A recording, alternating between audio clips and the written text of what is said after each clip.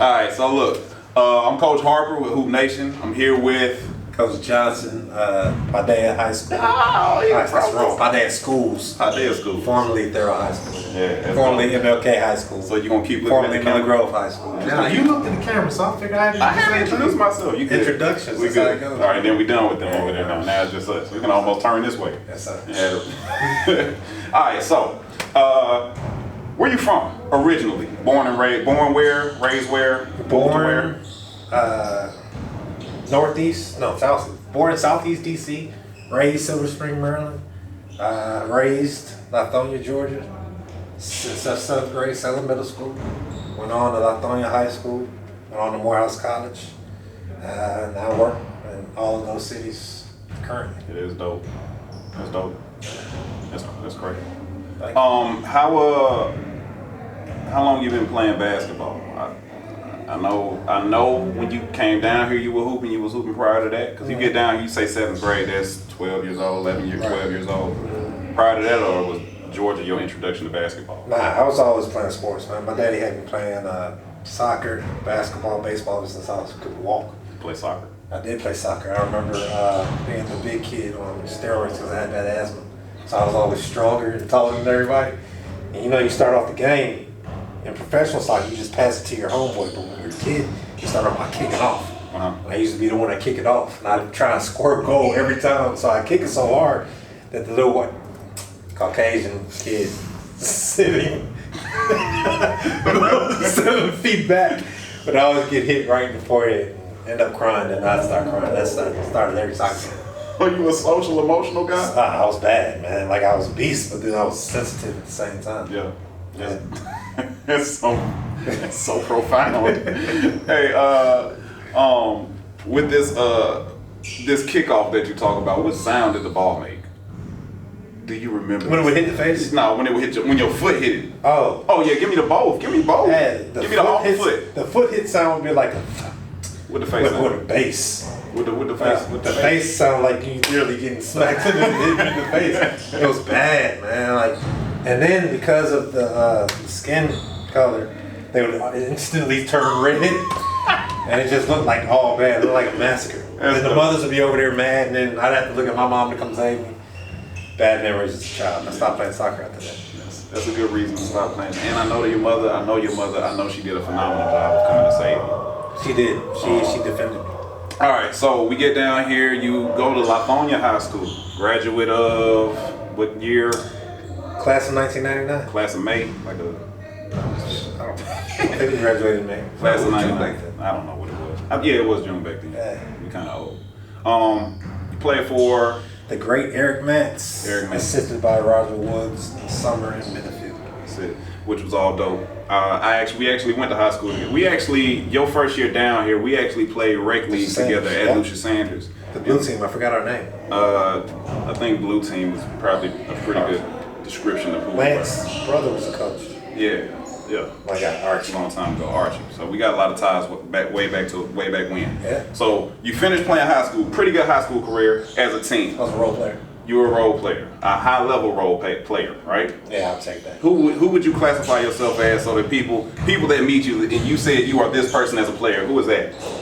Straight Dennis Rodman. Straight Dennis Rodman. Yeah. Straight meaning not as flamboyantly more interested in other avenues of life. Dennis Rodman. All right. So go to Morehouse. Play at Morehouse.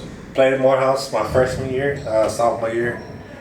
I got cut for reasons that I dare not put on the camera. Outside of basketball. Yeah, and I also realized that I wasn't good enough to go pro. So I had to focus on my academics because I really wasn't serious. I wouldn't concentrate on my academics at all when I was playing. Mm-hmm. That makes sense. Made an adult decision, but at the same time I got cut before making the adult decision. So it was what it was. All right, that's called it. Cutting people, is that fine? No, but the Michael Jordan theory always comes in handy. Always. That sounds way better than Michael Jordan. Yeah, you got to give him a real. Yeah, Michael Jordan got cut, man. Come back and try it again. What if? Well, yeah. I mean, last dance. Hey. But so you finished at Morehouse with your degrees and stuff. Mm-hmm. You end up in the school system in DeKalb County. Yeah. What made you coach? I would have never thought that you would have started coaching. I'll be honest with you. Yeah. You saw yourself as being in that field? I had no intention of coaching. Okay. What got you Teaching, in? actually, everybody grows up with a dream of playing NBA basketball. That dream got deferred in college. And then after that, it was like, well, what do you do? Because my whole life it was go to the NBA, buy my mother a gold house, and give her all the spoils she deserves. And then as I got older, I wanted to be a computer engineer. And I went to Morehouse. I was going to do dual enrollment. So I was going to get a degree from Morehouse, which was going to be mathematics, and a degree from Georgia Tech, which was going to be computer engineering. But my engineering path, I came across a teacher, I just couldn't get past it. Literally, all I needed was a C. And I kept getting C minuses 3 times in a row. And I figured he just had a personal grudge. And I went, I thought I was good in physics, but apparently I wasn't.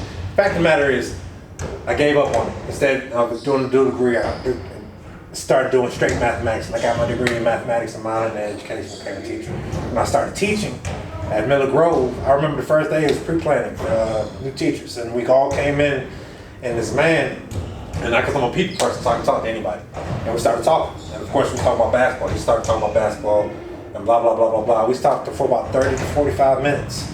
And we exchanged names, whatever, Johnson, White. He left off, still didn't know who he was. He came back a couple hours after the fact and asked me if I wanted to coach. Job position on the squad just opened up. He needed an assistant JV coach that would also assist on varsity. Told him cool. I didn't even know he was bouncing off ideas on me the whole time I was there. It was pretty much my interview. Right. Yeah, and I passed the interview, gave him the job, and pretty much speaks for itself after that. Coach White. Coach Sherman White. Sherman White. The legendary Sherman White. That's it. You know they renamed it. I do know they named the court after him. I was on, unfortunately, I wasn't able to get there, but I wanted to be there in spirit. Yeah. Well, I was there in spirit, I just wasn't there in physical. It's easy to be there in spirit. It's a lot easier. If you weren't there in spirit, you probably didn't want to be there.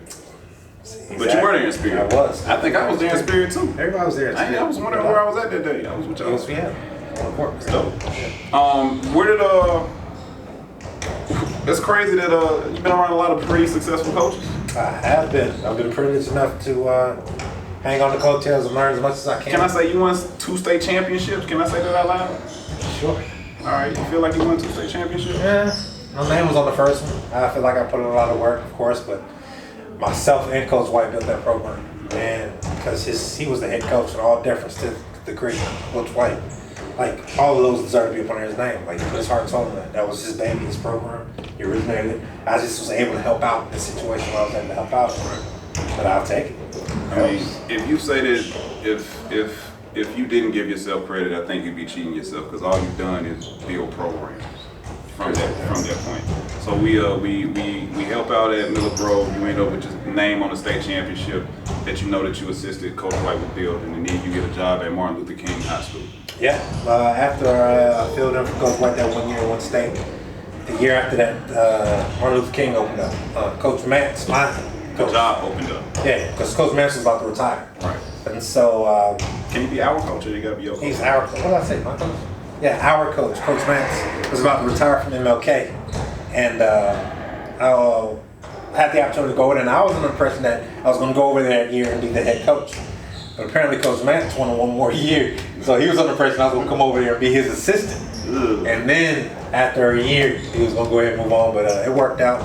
He went ahead and retired. I took the spot and started building a program from there. I think what we got, the highest was the Elite 8. Made it to the Sweet 16. But we made it to the playoffs every year. Remember the first year over there going to Savannah? Yeah, we went to Savannah and played at Johnson. Was it Johnson? It wasn't Johnson. It was Beach. It was Savannah. Savannah. It was. One of those schools Savannah, but it was them against us. It was Savannah versus Atlanta. It was Savannah against the people that came on the bus from Atlanta. They tried to fight on female managers. They tried to fight off female managers during the game, and then didn't they shut the game down? Like we had to go back into the back. Yeah, the game did not end because of the expiring clock. Yeah. They put a stop to all that. We got a chance to finish it. We ended up losing by what, 1, 2? I don't know. It was terrifying. Yeah, we weren't even supposed to go that far. I wasn't built like that. But we learned a lot.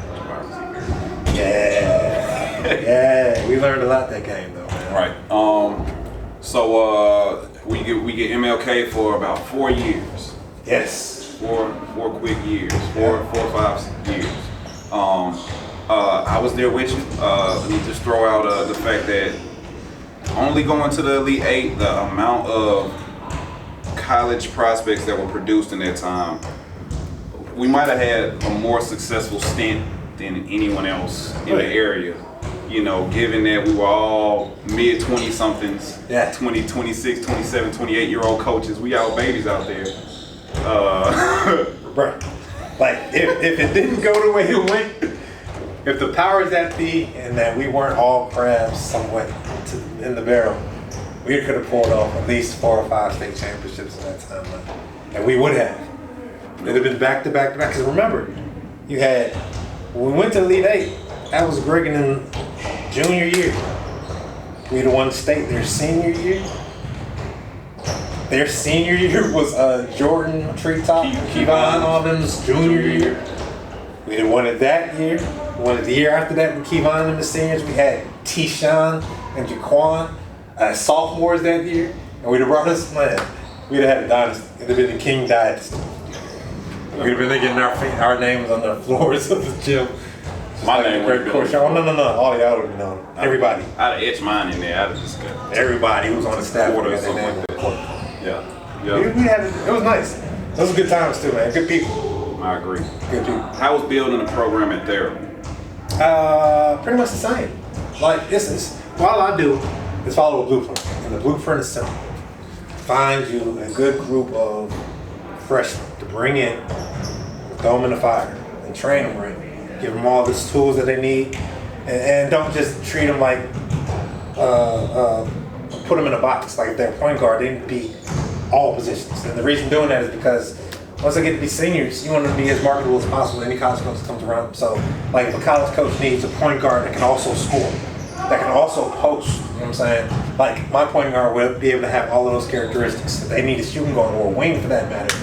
Hell, Kevon was a post player his freshman and sophomore year. He followed the process. We told him that after that, you mastered the post, we'll turn you into a guard. Now he's one of the top elite guards there is. Robbie Armbrust, same situation. Started as a post player. And by the time I'm telling you, if you don't know the name yet, you're going to know it in a couple years. He's going to grow to be one of the top guards in the state. Well, not in the state next year. He's a place man point Utah. I'll say in the country. In the country, definitely in the country. And as soon as he steps foot on the college scene, it's going to be a problem. I just see positive things. So the whole purpose of building a program, start with them young, train them up right, and by the time they're juniors, you should be about state ready. What's your philosophies as far as coaching? Do you see yourself doing things that Coach Mans did, or Coach White did? Have you kind of carved your own way of doing things? Like what do you like? That's the beautiful thing about being around all of those top coaches is you're able to get pieces from each of them. So you get those bits and pieces from each of them, and then you put your own spin on top of them. And what you have is your baby. So I feel like I a bit of like I got my offensive schemes, Coach White. Got all my defensive schemes with Coach Max. All the popping off ideas from you, from JP, from Griff, from Thompson on the sidelines. A lot of schemes came from that as well. When to press, when not to press, like all of that stuff came from sitting back and learning, taking notes, and learning from losses really. Learning a lot from losses. And just trying to, iron sharpens iron. So the more I put myself around coaches on like minds that want to win and successful, and I feel like I'm only testing myself and working myself. Biggest win you feel you've had as a coach? I'll let you get two. You already know what one is. Yeah. Go ahead and I'll let you get two. So win number one. Biggest win number one is the region championship at MLK versus the Great Westland, where we almost all lost our jobs.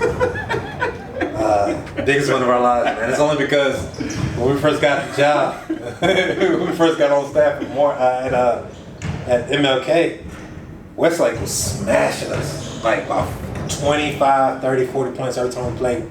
And we just so happened to be in the region. And so we won about that. It was always like bragging rights. And from that embarrassment, from them smashing us in the region, going back to when we were in high school and losing, was that the Final Four? Final Four at Georgia Tech. We were the only team that even competed with that was undefeated that year. Westlake team that won 40-something games in a row with AJ Moyer and those guys. Yeah. So yeah.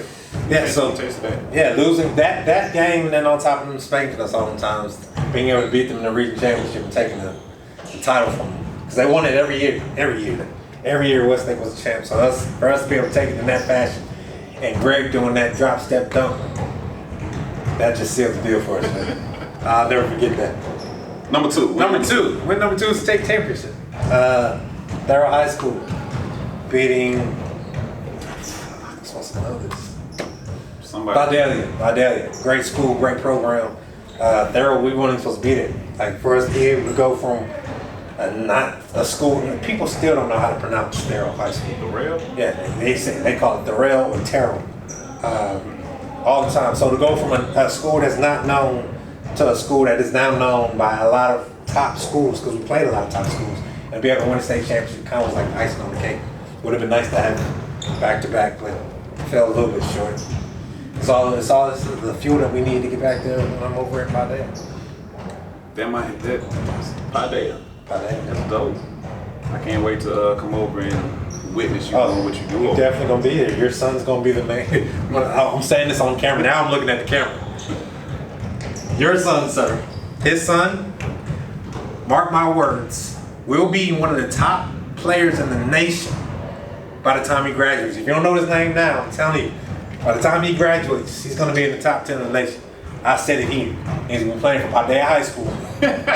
Contrary to anybody else, whatever school you thought he was coming to, he's going to be at Paideia High School, because we got him on tape at 2 years old in our practice. It was destined. It was already happening. It was like a planned marriage style. Like it was already going to go down. He knew wherever I was. Now that I'm at a private school, now I can get CJ to come and play. That sounded very. I'm not like that now that you're at a private school, but certain schools you wouldn't. But look, I'm gonna tell you the big story behind even you talking about bringing my son is the only reason that I'm doing any of this basketball stuff, and I told you this before, is because after you got done and you had this conversation with Coach White, I don't know where we bumped into each other at. We went to high school together, so it might have been a function like that, and you invited me out to some stuff. But prior to that, I wasn't in basketball at all. I was probably 20 pounds heavier. I was real good at all video games. And I was in a great relationship. And I just knew that I was going to be in a great relationship and be good at video games. Yeah. You know, and I was working regular jobs and stuff, and all of us having interaction. You invite me over to Miller Grove, you add me to the staff at MLK. I mean, it really changed my life. You know, we standing here talking about basketball right now in a room with a court on the other side that I train at, you know, primarily. It's just crazy. So, you know, I mean, you are the reason that he was in the gym that early, and the fact that we were able to get that early start is all that work we were doing with those other kids at MLK that weren't supposed to be that good. Right. It just gave him a bunch of big brothers to be around and try and follow in their footsteps. So, and that's what it was, man. Like I realized throughout all the years that I've been coaching, it's not about. Like, I can go out there and get coaches that are great with X's and O's and great with all the fundamental philosophies of what goes on with basketball, but that doesn't make you a good coach. What makes you a good coach is your heart. And you, sir, have one of the biggest hearts that I've ever come across. Like you got a drive and a knack for making kids be successful, and it's not about just hitting them over the head with X's and O's and basketball. Like you actually relate to them and build a relationship with them, and that's what coaching is all about. And that's the type of people I need to have on my staff, because I want my boys to be raised by the best. It takes a village to raise a child, and if you got the right people in charge of that village, you're going to get an excellent product. Hell, you see what we have putting out there. From the great success, from all the names that have come through our coaching. Like, you might have 2 kids get drafted this year. Right. You know, I mean, I know you had a lot more time with Anthony Edwards, but he's, you know, little brother's gonna be drafted top 3 pick, and then we just had Kevon in here. He's just talking to the Warriors this week, having 2 other Zoom interviews with NBA teams, and that's just all a product of, you know, I mean, we played a role. I'm not gonna take the credit. We played a role though. Definition of a successful program is not about how many wins or losses. Camera on this guy real quick. Question for you. You're taking your kid, you got a kid that's getting ready to go to high school. What are you gonna ask that? You're not a coach. You can't bring him to you to play. What kind of questions are you asking to a coach in a neighborhood that you don't live in, somebody that you don't have a relationship with? How do you figure out if this is the right fit for my kid? Like, what are you looking for your kid if you got somebody going to school? All right, 2 questions. 1, what is their definition of a successful basketball program? If they respond with anything that has to do about winning and championships, it's not a school you want to go to. Definition of a successful program is what your child is doing after coming under that coach for so many years. Like 10 years down the line, are they CEOs? Are they CFOs? Are they working just regular 9-to-5 jobs, but great fathers in their community, take care of their household and raising their children properly, respectful to their woman or their wife, and just being a father of the household? Or are they out here in these streets selling dope, robbing folks, or doing the wrong thing? If your answer is the latter and they're doing on the right path, 10 years down the line, you can say that about all of your players, then you've done your job as a coach. And that should be the true definition of a successful program. And the other is ask them specifically what they have in store for your child. If they can tell you that if they're guaranteeing you playing time, if they can guaranteeing you that he's going to be a star, don't do it. That same sentiment should be the same way for all of their children, all of his kids, all the people on that team. It's granted, yeah, they got to make you feel special. At the same time, they shouldn't make you feel special at demise and making everybody else look like they're pawns in the game. A team has to be a gel or combined effort from everyone involved. And as long as they can tell you that they're going to develop your son, your daughter, the best of their ability in all aspects, make them the very best athlete they could possibly be, but at the same time, give them the jewels and the knowledge that they need to be the best human being they could possibly be. That's the coach that you should fall for, and that's the program you should believe in, and that's the school you should allow your son or your daughter to attend. My advice, my spiel. Got it.